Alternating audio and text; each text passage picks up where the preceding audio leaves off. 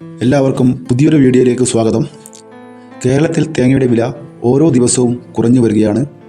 ഇപ്പോൾ ഏകദേശം ഓരോ സ്ഥലത്തും 45 രൂപയോളം വില തേങ്ങയ്ക്കുണ്ട്.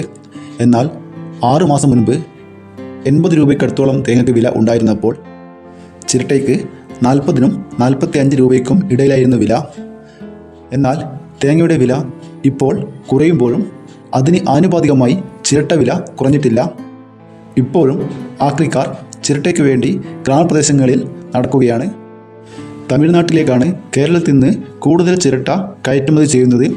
ചിരട്ട വില ഉയർന്നതോടെ ചിരട്ട വീടുകളിൽ നിന്ന് ചെറിയ തുകയ്ക്ക് ശേഖരിച്ച് അവർ വലിയ മാർജിനിൽ മുതലാളിമാർക്ക് വിൽക്കുകയാണ് ചെയ്യുന്നത്.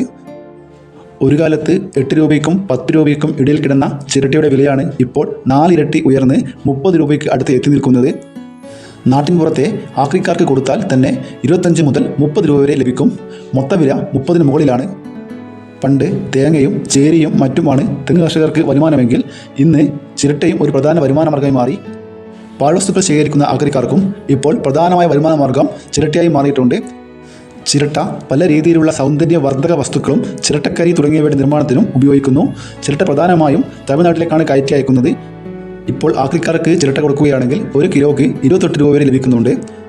എന്നാൽ ഇവർ മറിച്ച് മുതലാളിമാർക്കോ അല്ലെങ്കിൽ ഇതിനാവശ്യപ്പെടുന്ന തമിഴ്നാട്ടിലെ ലോബികൾക്കോ മറിച്ച് വിൽക്കുമ്പോൾ ഏകദേശം 40-ന് മുകളിൽ വില അവർക്ക് ലഭിക്കുന്നുണ്ട്.